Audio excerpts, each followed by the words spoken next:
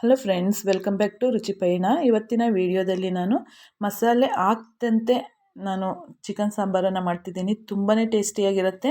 ಇದಕ್ಕೆ ಒಂದು 6 ಈರುಳ್ಳಿಯನ್ನು ಕಟ್ ಮಾಡಿ ದಪ್ಪನಾಗಿ ಕಟ್ ಮಾಡಿ ಹಾಕಿದ್ದೀನಿ. ಇದಕ್ಕೆ ಒಂದು ಗೆಡ್ಡೆಯಷ್ಟೇ ನಾನು ಬೆಳ್ಳುಳ್ಳಿ ಹಾಕಿರುವಂಥದ್ದು. ಇನ್ನು ಯಾವುದೇ ಮಸಾಲೆಯನ್ನು ಇದಕ್ಕೆ ಹಾಕ್ತಾ ಇಲ್ಲ. ಇದನ್ನು ರುಬ್ಬಿಟ್ಟಿದ್ದೀನಿ ಸೈಡ್ಗೆ.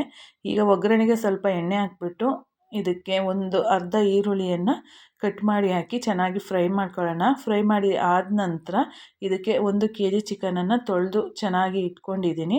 ಅದನ್ನು ಹಾಕ್ಬಿಟ್ಟು ಚೆನ್ನಾಗಿ ಫ್ರೈ ಮಾಡ್ಕೋಬೇಕು. ನೀರೆಲ್ಲ ನೀಟಾಗಿ ತೆಗೆದು ಫ್ರೈ ಮಾಡ್ಕೋಬೇಕಾಗತ್ತೆ. ನೋಡಿ, ಈ ರೀತಿ ಮಾಡೋದ್ರಿಂದ ಸಾಂಬಾರು ತುಂಬಾ ಟೇಸ್ಟಿಯಾಗಿ ಬರುತ್ತೆ.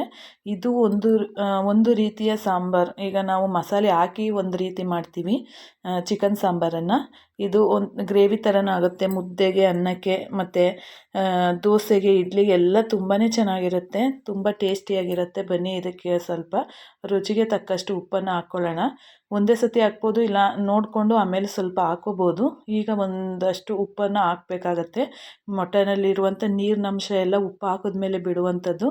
ಅದಾದ ನಂತರ ನೀರೆಲ್ಲ ಚೆನ್ನಾಗಿ ಡ್ರೈ ಆಗಬೇಕು. ಅಲ್ಲಿವರೆಗೂ ಇದನ್ನು ಹುರ್ಕೊಳ್ಳೋಣ. ಜೊತೆಗೆ ಒಂದು ಅರ್ಧ ಸ್ಪೂನಷ್ಟು ಹಳದಿ ಪೌಡರ್ ಅಂದರೆ ಅರಿಶಿನದ ಪುಡಿಯನ್ನು ಹಾಕ್ಬಿಟ್ಟು ಚೆನ್ನಾಗಿ ಮಿಕ್ಸ್ ಮಾಡ್ಕೋಬೇಕು. ಅದರಲ್ಲಿರುವಂಥ ಬ್ಯಾಡ್ ಸ್ಮೆಲ್ಲೆಲ್ಲ ಹೋಗೋದಕ್ಕೆ ಈ ಅರಿಶಿನದ ಪುಡಿಯನ್ನು ಹಾಕಬೇಕಾಗತ್ತೆ. ಹಾಕಲೇಬೇಕು. ಹಾಕಿದಷ್ಟು ಚೆನ್ನಾಗಿ ಘಮ ಅನ್ನುವಂಥದ್ದು ಚಿಕನ್ ಏನೋ ಒಂಥರ ಫ್ಲೇವರ್ ಇರುತ್ತೆ ನೋಡಿ, ಒಂಥರ ಗಬ್ಬು ವಾಸನೆ ಎಲ್ಲ ಹೋಗುತ್ತೆ. ಅದಕ್ಕೋಸ್ಕರನೇ ನಾವು ಇದನ್ನು ಹಾಕ್ಕೊಳ್ಳುವಂಥದ್ದು. ಈಗ ಆಲ್ಮೋಸ್ಟ್ ರೆಡಿ ಆಗ್ತಾ ಬಂದಿದೆ. ಚೆನ್ನಾಗಿ ಹುರ್ಕೋಬೇಕು. ಆ ನೀರೆಲ್ಲ ಒಂದು 3/4% ಡ್ರೈ ಆಗಬೇಕು. ನೋಡಿ, ಈರುಳ್ಳಿ ಮತ್ತು ನಾನು ಒಂದೇ ಒಂದು ಬೆಳ್ಳುಳ್ಳಿ ಹಾಕಿ ರುಬ್ಬಿದ್ನಲ್ವ, ಅದನ್ನು ತೆಗೆದಿಟ್ಬಿಟ್ಟು ಅದಕ್ಕೆ ನಾನು ಒಂದು 4 ಸ್ಪೂನಷ್ಟು ಕಾಯಿ ತುರಿ ಮತ್ತು 2 ಟೊಮೊಟೊ ಮತ್ತು sambar powder, mutton sambar powder ಮನೆಯಲ್ಲೇ ಮಾಡಿರುವಂಥದ್ದು. ನಮಗೆ ಎಷ್ಟು ಕನ್ಸಿಸ್ಟೆನ್ಸಿ ಬೇಕು ನೋಡಿ ಹಾಕೋಬೇಕಾಗತ್ತೆ. ಇಷ್ಟೇ ಅಂತಿಲ್ಲ. ನಾನು ಇದನ್ನು ಒಂದು 5 ಜನಕ್ಕಾಗುವಷ್ಟು ಸಾಂಬಾರನ್ನು ಮಾಡ್ತಾ ಇರುವಂಥದ್ದು. ನೋಡಿ, ಆಲ್ಮೋಸ್ಟ್ ಎಲ್ಲ ಫುಲ್ಲು ಡ್ರೈ ಆಗಿದೆ. ಚೆನ್ನಾಗಿ ನೋಡಿ, ಎಷ್ಟು ಡ್ರೈ ಆದಾಗ ಅದು ಒಂದು ಘಮ ಬರುತ್ತೆ. ಅದರಲ್ಲಿರುವಂಥ ಸ್ವಲ್ಪನೂ ಬ್ಯಾಡ್ ಸ್ಮೆಲ್ ಇರಲ್ಲ. ಈ ಹಂತದಲ್ಲಿ ನಾವು ಈರುಳ್ಳಿಯನ್ನು ರುಬ್ಬಿಟ್ಟಿದ್ವಿ ನೋಡಿ, ಈರುಳ್ಳಿ ಮತ್ತು ಒಂದು ಬೆಳ್ಳುಳ್ಳಿ ಹಾಕ್ಬಿಟ್ಟು ಅದನ್ನು ಹಾಕ್ಬಿಟ್ಟು ಈರುಳ್ಳಿ ಹಸಿ ವಾಸನೆ ಹೋಗುವವರೆಗೂ ಅದನ್ನು ಚೆನ್ನಾಗಿ ಫ್ರೈ ಮಾಡ್ಕೋಬೇಕು. ಮೇಯ್ನು ಸ್ವಲ್ಪ ಈರುಳ್ಳಿ ಜಾಸ್ತಿ ಹಾಕೋದ್ರಿಂದ ನಾವೇನು ಬೇರೆ ಮಸಾಲ ಪದಾರ್ಥ ಯಾವುದೂ ಹಾಕ್ತಾ ಇಲ್ಲ. ಅದರಿಂದ ಈರುಳ್ಳಿಯನ್ನು ಜಾಸ್ತಿ ಹಾಕಿದ್ದೀನಿ. ಒಂದು 6 ಗೆಡ್ಡೆ ಈರುಳ್ಳಿಯನ್ನು ಹಾಕಿದ್ದೀನಿ. ತುಂಬಾ ಟೇಸ್ಟಿಯಾಗಿ ಇರುತ್ತೆ. ಈ ರೀತಿ ಒಂದು ಸತ ನೀವು ಟ್ರೈ ಮಾಡಿ ನೋಡಿ. ಇದು ಚೆನ್ನಾಗಿ ಕುದಿ ಬರಬೇಕು. ನೋಡಿ, ಅದು ಹಸಿ ವಾಸನೆ, ಈರುಳ್ಳಿಯಲ್ಲಿ ಹಸಿ ವಾಸನೆ ಇರುತ್ತಲ್ಲ, ಆ ಹಸಿ ವಾಸನೆ ಎಲ್ಲ ಹೋಗಬೇಕು. ಅಲ್ಲಿವರೆಗೂ ಇದನ್ನು ಚೆನ್ನಾಗಿ ರೋಸ್ಟ್ ಮಾಡ್ಕೊಳ್ಳೋಣ.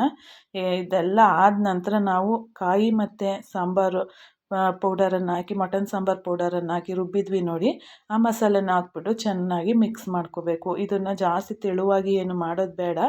ಆದಷ್ಟು ಒಂದು ತಿಕ್ನೆಸ್ಸಲ್ಲಿ ನೋಡಿಕೊಂಡು ನಾವು ನೀರನ್ನು ಹಾಕೋಬೇಕು. ಇದನ್ನು ಅಷ್ಟೇ, ಕಾಯಿನೂ ನಾನು ಅದನ್ನು ಚೆನ್ನಾಗಿ ಕುದಿಯವರೆಗೂ ನೀರನ್ನು ಹಾಕೋದಿಲ್ಲ. ನೋಡಿ, ಕುದಿ ಬರ್ತಿದೆ. ಈ ಕುದಿ ಬಂದ ನಂತರ ನಾವು ನೀರನ್ನು, ನಮಗೆ ಎಷ್ಟು ನೀರು ಬೇಕಾಗತ್ತೆ ನೋಡಿ ಅಷ್ಟು ನೀರನ್ನು ಹಾಕ್ಕೊಂಡು ಮಿಕ್ಸ್ ಮಾಡ್ಕೊಳ್ಳುವಂಥದ್ದು. ಇಷ್ಟು ಗಟ್ಟಿಯಾದರೆ ತುಂಬ ತಿಕ್ನೆಸ್ ಆಗಿಬಿಡತ್ತೆ. ಇದು ಸಾಂಬಾರು ಮಾಡ್ತಾ ಇರೋದ್ರಿಂದ ನಾವು ಸ್ವಲ್ಪ ನೀರನ್ನು ಹಾಕೋಬೇಕು. ನಮಗೆ ನೋಡಿ, ಕನ್ಸಿಸ್ಟೆನ್ಸಿ ನಮಗೆ ಎಷ್ಟು ತೆಳು ಬೇಕು ಮತ್ತು ನಮಗೆ ಎಷ್ಟು ಜನಕ್ಕೆ ನಾವು ಮಾಡ್ತಾಯಿದ್ದೀವಿ ಅನ್ನೋದ್ರ ಮೇಲೆ ಮಸಾಲೆಯನ್ನು ಹಾಕ್ಕೋಬೇಕು. ಜೊತೆಗೆ ನಾವು ಸಾಂಬಾರನ್ನು ಅಷ್ಟು ಹೆಚ್ಚಿಸ್ಕೋಬೇಕಾಗತ್ತೆ.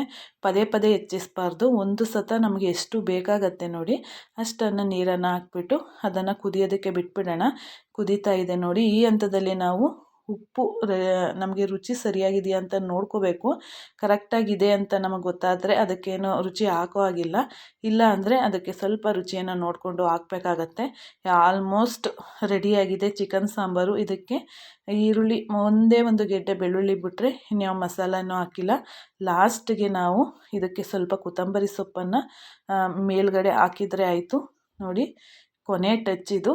ಕೊತ್ತಂಬರಿ ಸೊಪ್ಪನ್ನು ಹಾಕಿದ್ರೆ ಚಿಕನ್ ಸಾಂಬಾರು ರೆಡಿಯಾಗಿ ಹೋಗ್ಬಿಡುತ್ತೆ. ಈ ಟೇಸ್ಟ್ ಹೇಗಿರುತ್ತೆ ಅಂತ ಒಂದು ಸತ ಟ್ರೈ ಮಾಡಿ. ತುಂಬಾ ಟೇಸ್ಟಿಯಾಗಿರುತ್ತೆ ಅಂತ ಹೇಳ್ತಾ, ಇನ್ನೊಂದು ಇಂಟ್ರೆಸ್ಟಿಂಗ್ ರೆಸಿಪಿಯೊಂದಿಗೆ ನಿಮ್ಮನ್ನು ಭೇಟಿಯಾಗ್ತೀನಿ. ಅಲ್ಲಿವರೆಗೂ ಧನ್ಯವಾದಗಳು. ನಮ್ಮ ವೀಡಿಯೋಸನ್ನೆಲ್ಲ ಇದೇ ರೀತಿ ನೋಡ್ತಾಯಿರಿ, ಸಪೋರ್ಟ್ ಮಾಡ್ತಾಯಿರಿ. ಯಾರೆಲ್ಲ ವೀಡಿಯೋ ನೋಡ್ತಿದ್ದೀರಾ ಆದಷ್ಟು ನಿಮ್ಮ ಫ್ರೆಂಡ್ಸ್ ಆ್ಯಂಡ್ ಫ್ಯಾಮಿಲಿಗೆ ಶೇರ್ ಮಾಡಿ. ಜೊತೆಗೆ ಇನ್ನೂ ಯಾರು ನಮ್ಮ ಚಾನಲನ್ನು ಸಬ್ಸ್ಕ್ರೈಬ್ ಮಾಡ್ಕೊಂಡಿಲ್ಲ ಫ್ರೆಂಡ್ಸ್, ಆದಷ್ಟು ಸಬ್ಸ್ಕ್ರೈಬ್ ಮಾಡ್ಕೊಳ್ಳಿ. ನೀವು ಹೆಚ್ಚು ಸಪೋರ್ಟ್ ಕೊಟ್ಟಷ್ಟು ನೀವು ಹೆಚ್ಚು ಹೆಚ್ಚು ರೆಸಿಪಿನ ನೋಡಬಹುದು. ಧನ್ಯವಾದಗಳು.